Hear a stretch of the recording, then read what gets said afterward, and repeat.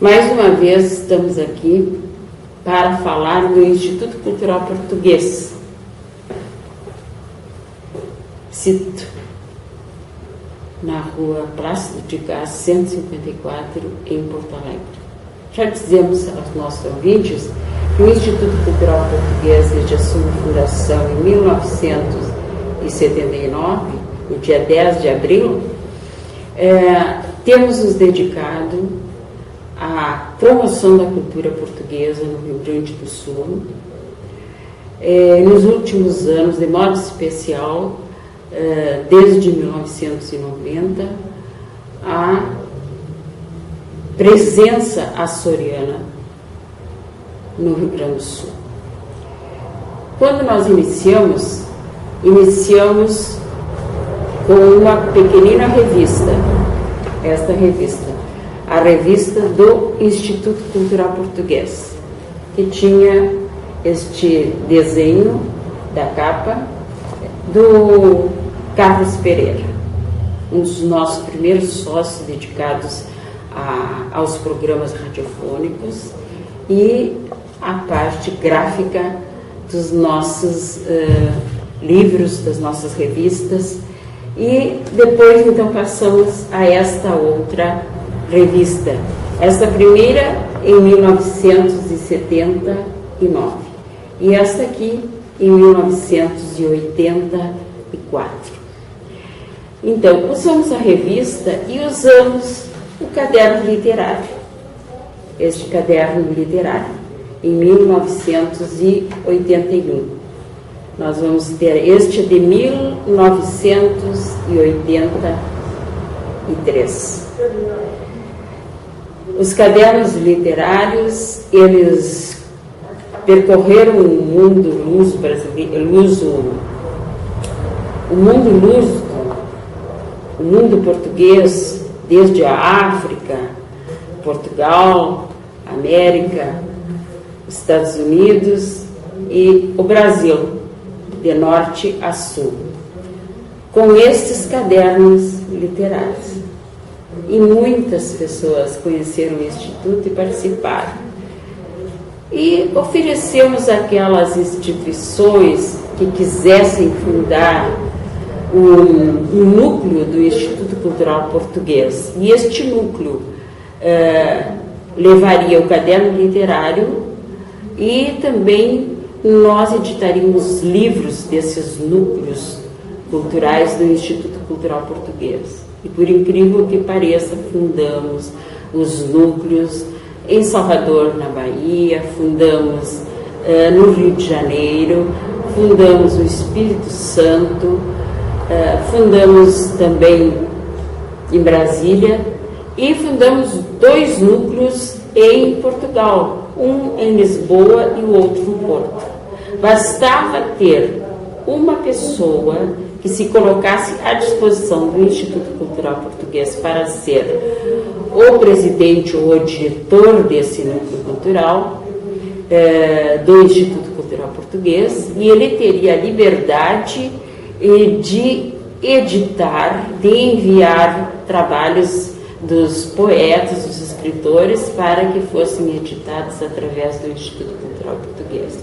E assim nós realizamos um programa editorial, inclusive com os trovadores do Rio de Janeiro e do Espírito Santo, nós estivemos juntos. Aí depois nós passamos a uma nova fase do Instituto Cultural Português, quando em 1986 eu fui aos Açores, e ao voltar dos Açores, e antes de ir aos Açores, eu tive que estudar a história do Rio Grande do Sul, vendo a presença açoriana, porque eu sou professora de língua portuguesa, sou professora de história. Língua portuguesa eu lecionei em todos os níveis, desde a escola primária até a escola superior, através da Pontifícia Universidade Católica em Uruguaiana. No campus 2, hoje, da Pontifícia Universidade Católica. Mas comecei a fazer um estudo da presença açoriana no Rio Grande do Sul. E fui ao segundo Congresso das Comunidades Açorianas no Mundo, na Ilha Terceira em Angra do Heroísmo, e apresentei história do Rio Grande do Sul. E, ao voltar, então, começamos um trabalho, porque fui à procura do dia em que se comemorava a presença ou a colonização ou o povoamento açoriano no Rio Grande do Sul. Nos arquivos públicos do Estado, nos arquivos públicos da Prefeitura Municipal, esse dia não existia. Por isso, eu gosto de dizer que foi o Instituto Cultural Português que, pela primeira vez, apresentou esta data. E, para apresentá-la, tivemos que solicitar aos arquivos públicos, e foi o Instituto Histórico e Geográfico do Rio Grande do Sul que escolheu, que apresentou os fundamentos de que deveria ser 16 de janeiro. 16 de janeiro de 1752, Gomes Freire de Andrade, que havia assumido a direção deste continente do Rio Grande de São Pedro, para trazer os açorianos e coordenar a distribuição dos açorianos aqui. Foi ele quem enviou um decreto ou uma chamada para que os açorianos que estavam em Santa Catarina se inscrevessem e viessem com as suas famílias ou apenas o açoriano para o Rio Grande do Sul. E o povoamento, então, realmente começou. Por isso, essa data foi escolhida para ser a data e desde então nós comemoramos os 250 anos, naquele ano em que o decreto-lei do Rio Grande do Sul, que foi o deputado Vieira da Cunha quem enviou à Assembleia, aos seus colegas da Assembleia Legislativa, para aprovação, e foi aprovado, e assinado pelo nosso governador, que era Olívio Dutra. E nós, então, tivemos o decreto da data e fizemos a primeira festa aos 250 anos do povoamento açoriano. Então, começamos com este livro, Açorianos no Rio Grande do Sul, Brasil. Então, Açorianos 1 foi o primeiro, Açorianos 2, Açoriano 3, Açorianos 4, e agora estamos, então, no Açorianos 5, que está em andamento. E criamos esta revista. Nós sempre temos os livros e a revista. Criamos esta revista. Antônio Soares foi o criador de todos eles desde o primeiro ano, foi o fundador do Instituto Cultural Português e o criador de todos os órgãos de promoção do Instituto e promoção do livro. Então, a 10ª Ilha Açoriana, que eu já apresentei aos nossos ouvintes no programa anterior, e agora nós estamos com ela aqui, inteira. Essa revista, a pedido do editor, eu vou apresentar aqui a abertura da revista. A revista, na sua página, na contracapa 2, na capa 2, nós temos aqui a presença do governo dos Açores. Tivemos o patrocínio, não da revista inteira, mas uma ajuda. O Instituto Cultural Português foi o editor, o Governo Autônomo dos Açores, Subsecretaria Regional da Presidência para as Relações Externas, o diretor da Direção Regional das Comunidades Açores. Foram que proporcionaram a que esta revista estivesse aqui com os nossos colaboradores.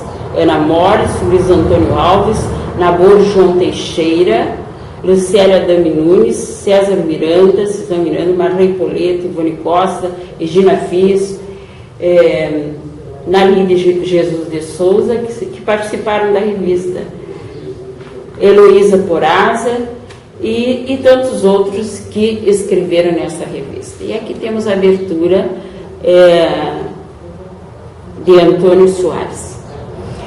10ª Ilha Açoriana, cada vez mais ampla e certa. A presente edição, dezembro de 2015, sinaliza e o confirma existir um plano urgente de inundar com o tema açoriano os programas e festas escolares dos pequenos jovens, como um anseio latente e imperativo de resgatar o tempo passado e começar bem debaixo da base a construir o futuro homem de origem luso-açoriano, do Rio Grande do Sul e Santa Catarina. A nossa revista abrange Rio Grande do Sul e Santa Catarina, estados únicos do Brasil que merecem chamados de origem açoriana. E cá temos as luso-brasileiras gaúchas, Lucélia Nunes, Olinda Conrad, Ivone Costa, Ana Mores, Marley Poleto, Andressa Freitas Batista, Karine Armani, Viviane Bilo e muitas outras que fazem parte dessa revista, quase correndo e querendo ir às Ilhas Verdes dos Açores para dizerem que nas terras sul-ameríndias de José da Silva Paz e de Cristóvão Pereira de Abreu, nomes maiores do Rio Grande do Sul, velhas mães açorianas cuidaram de rezas e festas, de folguedos e danças, de culinárias e doces, das flores e chácaras, temas que devem ser resgatados e metidos na história e nos programas escolares. E por incrível que pareça, já estão nos programas escolares, porque nós temos em Viamão, na Escola Estadual, o Instituto de Educação Estadual Isabel de Espanha, esse trabalho sendo realizado já entramos no 3º ano, com toda a escola, desde a escola maternal e depois até o último ano do ensino de 2º grau, ou dos ensinos profissionais, os ensinos técnicos. Outros nomes em ato, Namor João Teixeira, de Santa Catarina, que tudo faz para que a espiritualidade que inunda as terras, bem açorianizadas de Sara, Santa Catarina, seja vista, visível e compartilhada por outras terras e outras mãos, para daí surgir um novo mundo de uma imbatível presença açoriana dominante e predominante. Protesto contra o silêncio e perda da memória, e ela muito afetou as ações do Instituto Cultural Português e sua vasta obra de ação. Relembro autores e nomes e atos e projetos de quem diz: eu sou, eu fiz, e fizeram, e continuamos fazendo.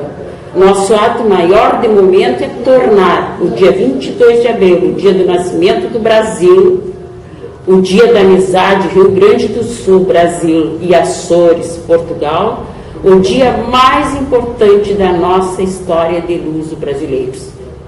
Isto no calendário das datas históricas que desapareceram do calendário do Brasil.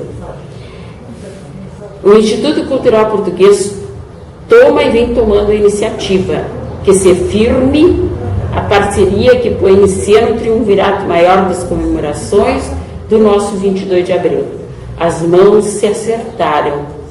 A bela parceria surgiu, assinando o protocolo que vai comemorar a fé, a amizade do 22 de abril neste ano de 2016. Instituto Cultural Português, Comunidade Luso-Brasileira, que lembrou, pediu e conseguiu o Consulado de Porto Alegre, a Embaixada do Brasil em Brasília, a Secretaria de Estado das Comunidades Portuguesas, que aceitam e aprovam. Deputado Luiz Augusto Lara, da Assembleia Legislativa do Estado do Rio Grande do Sul, será a voz maior das comemorações em Porto Alegre. E dentro, complementamos destas comemorações se fará o encontro funcional das salas açorianas, para que elas unidas homenageiem Açores e possam ter e compartilhar no dia 22 de abril, ano a ano, e possam também dizer o seu AD1 presencial e funcional com a participação do governo regional dos Açores e através do grande encontro das salas açorianas que pretendemos realizar nos dias 20, 21 e 22 de abril de 2016. Então, nós, através desta revista, que passamos desde o Rio Grande do Sul a Santa Catarina, que na sua primeira reportagem apresenta o segundo concurso escolar Luso Brasileiro, do dia 22 de abril de 2015, realizado no Instituto Estadual de Educação Isabel de Espanha de Viamão.